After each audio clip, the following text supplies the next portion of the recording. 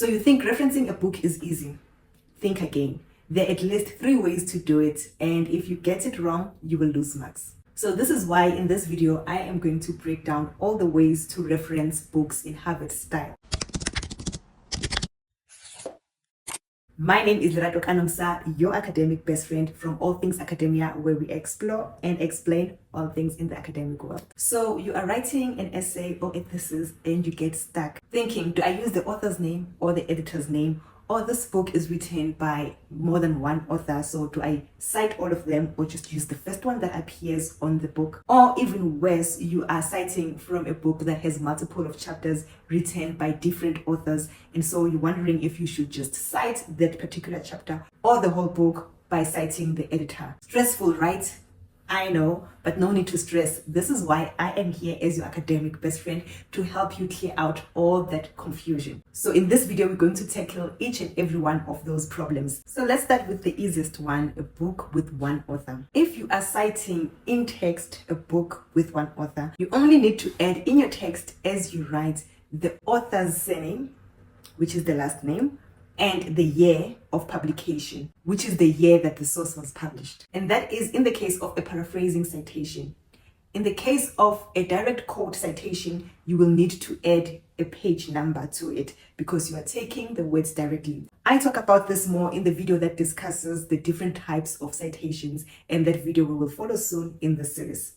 But for this part, this is what you need to remember, that when you are citing in text and the book is written by only one author, you only need the surname and the date of publication. Moving to the reference list of a book that's written by one author, this is how you will enter that source. You start with the surname of the author, followed by a comma, the initials of the author. If there's 2 initials, you've got to put both initials here, separated by a period. So here you're going to put the initial that appears on the book and a period. Period is basically a fancy way of saying a full stop, because that's how we grew up knowing it as a full stop. Then you will put the year of publication in brackets, and then you put the title of the book, and this is normally in italics, followed by a period. Then you're going to put the place of publication with a colon, followed by the publication. And this is how you reference in the reference list the source that you have used if the book is written by one author.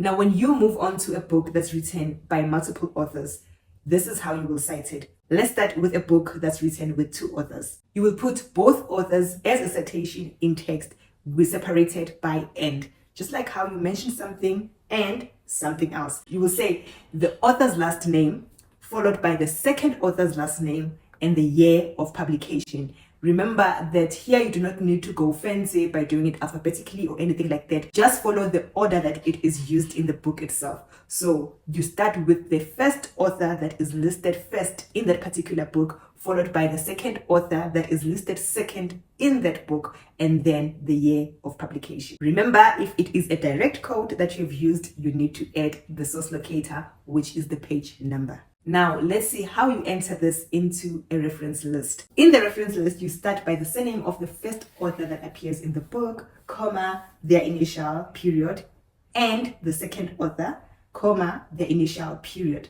And then you put the date of publication in brackets, as we've done before. Then you put the title of the book in italics, and you add the place of publication, colon, followed by the publisher's name. Remember to pay attention to the punctuation.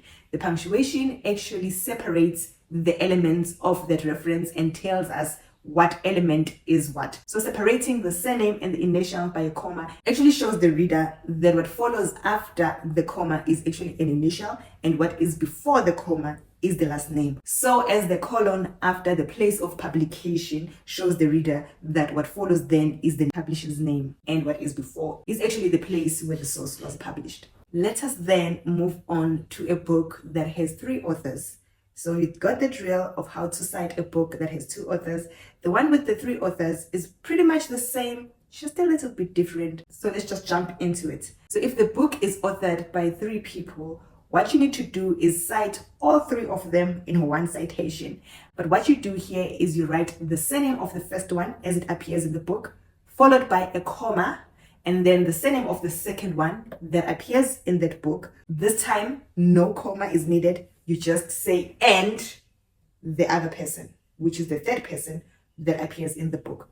So basically, it's like how you will write in the English language when you are listing three things. You will put the first thing, comma, the second thing, and the third thing. You separate the first two items of the list with a comma, and you add the third one with an and, not a comma. So that's how you do it. And remember once more, if this is a direct quotation, you need to add the source locator, which is the page number. So let's move to the reference list. How do you enter it? Pretty much the same. The only difference is at the end of it, you're going to add the title of the book, the place of publication, and the publisher. But let's take this example step by step. You first enter the surname of the author, comma, P, which is the initial that deserves to have a period, the full stop after it, and then a comma to show the separator between the two authors. Then you add the surname of the second author, followed by a comma to separate it from the initial. Then you put the initial and a full stop. And this time, because remember, like how we did in the citation, you don't need a comma, you just follow it with an and, the third person, who is the author, their surname, and comma, their initial, that always comes with a period after it, and then the date of publication in brackets, the title of the book in italics, the place of publication, colon, and the publisher, full stop at the end. So once again, I cannot stress this enough, lovelies. You need to pay attention to these punctuations. They actually communicate which element is which within that reference. So now we get to the little bit more complicated part where you have a book that's authored by 4 people. Yes, lovelies. Sometimes you get a book that's written by 5 or 6 or 7 and hopefully not 10 people, but you do. In this case, you do not do it like the other multiple authored books that we have discussed in terms of 2 authors or 3 authors. But once the authors are more than 3, meaning from 4 and above, okay, you do not have to list all the authors in one citation. Instead, you add a simple term that says et al. Et space al. This term, I think it's Latin, that stands for and others. So you list the first author that appears in that book and others. So et al. That means and others. That's basically how you do it. And then you will add, obviously, and always the year of publication. Anyways, let's see how we can enter this into a reference list. So when you're entering this into a reference list, and let's say you've got 4 authors, you enter all of them. Hideous, right? I mean, like, can't you just say et al. At your reference list? Some institutions you can, but with some you can't. So I also prefer that you don't, because if you say and others in your intake citation and I now read that, I need to now guess who others are. Do tell or give more detail in your reference list who others are. So in this case, you will list all of them. The first author, their initial, the second author, their initial, the third author, their initial, and the fourth author, their initial, the date of publication, and finally, the title of that book in italics and the place of publication, colon, the publisher. Always pay attention to the punctuation. So now we're moving to the books that has an editor. Here you need to keep in mind that there's 2 different type of books that has editors. Actually, I have an example here. So we've got these 2 books here that has editors, but in different formats. Okay. So the first one, which is this one, as you can see, by the way, this page is where you can get all the details of the book. So as you can see here, this is where you get the publication. The book here has these 2 editors. Okay. The editors means that someone else wrote the content, they authored the book, but then there's 2 people, the editors. The difference between this book is that you cannot find the chapters that attributes who wrote what at what point. Instead, we know that multiple people wrote the content and 2 people edited it, but we cannot tell who wrote what part, okay? There's not information like that here. Whereas in this book, you've got a book like that one that has 2 editors as well. I think this is 2 people, 3. There is 3 editors who edited the whole book, but this book has different authors. With this one, however, you can see even in the table of content, so each chapter has a different author, that authored that chapter, that contributed to this book. So even when you go to the book itself, what chapter is this? Chapter 1. Chapter 1, you can tell that chapter 1 has its own author and the title of the chapter, and so does chapter 2 has the author and the title. So the difference with these two books is this one, only the information of the editors is given and not of the authors. This one, the information of the authors and the information of the editors is given. So now, with all of that said, let's get into it. How you cite this book will be different to how you cite this book. All right. And how you reference it in the reference list will be different too. Let's start with this one. With this one, you cite the editor because that's the information that you are given. But next to the name of the editor, the surname of the editor, basically the last name, you put in brackets ed to show that these are editors and not necessarily the authors. If the editor of this book was Masego, you would then write Masego and the year of the publication, which is 2019. That's in the citation. You cite it simply like that, using the editor's surname. When you get to the reference list, however, you do write Masego, comma, the initial, period, and then in brackets, you write ed, period, close bracket, the year of publication, and the title of this book in italics, the place that it was published, and colon, the publisher. All right. That's how you do it. You separate the editor from the author by saying eds. And in case of two, you put an S for plural. Eds is in editors, not editor one, but eds is in editors two, to show that that book has been edited by two people. You do the same with three people. Show in plural that these people were editors. That's book one.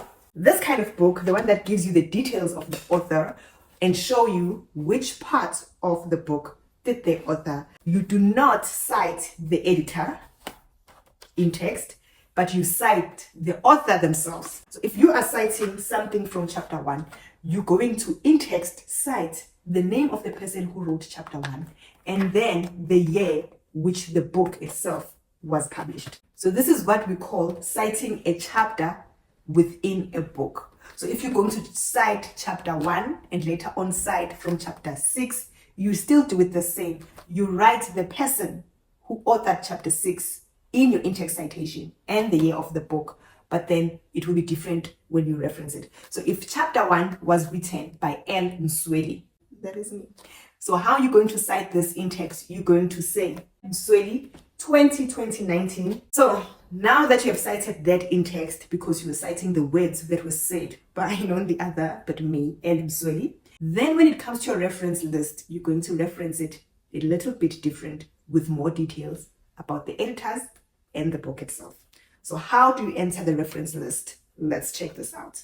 You're first going to use the name that you have used in the citation, because remember, the reference list is the list of all the sources that you have cited with a little bit more of information. So we're not going to be there in the reference list looking for the editor in the first instance, because you never mentioned anything about them in this case on your in-text citation, because you were citing the author whose words you have used in your research that were contributed within a chapter that that author wrote, okay? Not the entire book. So you have cited Msweli 2019 in your citation. So in the reference list, therefore, you start with the person you have cited, okay? You start with Msweli, in this case, comma, L, period, 2019. And then you write the title of the chapter, not of the book.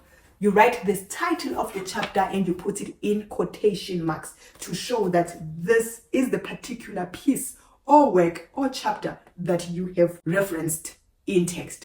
And then you put a comma after it so that now you can start showing that that person wrote a chapter within an edited book. So you say in, now you go to the editor's name or names. Let's say, for argument's sake, this book that L. Msweli's chapter is in is edited by Masego L. Then you're going to say in Masego, comma, their initial L, period, because remember initial deserves to be followed by period. Then you put in brackets the ed to show that Masego is an editor of this book in which this chapter that you have cited is found. Ed in bracket, and then you continue the standard way of a normal book by now pointing to the title of the book. So you put the title of the book in italics as always, like with all books, and then you put a period, you write the place of publication, colon, and the publisher. All right, just like in the book, except here there is one extra element. All right, and that extra element is the page number. Remember when we have a source locator in the citation when we direct quoting? But here in the reference list, we've got a source locator when we are pointing to a chapter within a particular book. So you need to see that chapter 1 starts from page 2 and it goes all the way to page 15. So after the publisher, you're going to add a comma and add PP. P stands for page 1. PP stands for pages, many, plural, pages. So you're going to say PP, pages, starting page, to ending page. So in this case, the chapter starts from page 88. It goes all the way to page 102. All right. So you say the page, frame, distance. English was never my mother. Page, limit is something else. Range. I am so smart. Okay. So you state the page range, okay, of the chapter, which is 88 to 102. So always remember to include the page numbers, because now if someone picks this thing up and you've not said anywhere that this is chapter 1 or 2, because there's no space for that in academia, you've just given the title, the person who contributed it, the editor, the name of the book and stuff. The least you can do is point source locator to which pages does that particular chapter starts and ends. Okay, this video has been so long, a mouthful. I am so tired. Can I just drink my juice? But if you found this video helpful in any way, please give it a like by hitting the thumbs up down below. And don't forget to subscribe to this channel and click the notification bell, because there's going to be more videos that are uploaded as part of this series. And if you do click the notification bell, YouTube will notify you each time I upload a new video to this series. And also, lovelies, don't forget to grab your free referencing starter pack, which I have linked in the description down below. So you can just go ahead and click that link and download it for free. It will help you follow along everything that we are discussing in the series. Plus, it will give you the formatted reference list entries that we discussed in the series, so that you can just copy and paste them in your reference list and just use them as placeholders for the sources that you're going to use, so that each time you get to a book that has 2 authors, you go to your copied and pasted entry of a book that's authored by 2 people and just replace the first author's name with what your current source is saying, and the date and the title and so on, keeping the punctuation and the formatting. Who's got your back? So lovelies, now that we know how to reference these books, we are good to go. But remember, books are good for your research and for your essay and for your thesis, but sometimes they might have a little bit of outdated information, since these books are published once a year and you have to wait for the next volume or series to get the latest information. But websites have the cutting edge in the now information that you can use. So click on the video that is appearing on your screen right now, because that is the next video of this series that's going to show you how to reference a website correctly, with all the website's drama of having no page, no author, no date, and so forth. So what are you waiting for? Click on that video and I will see you there in a few seconds as I project to you love and grace in a way of 2 Corinthians 13 verse 14.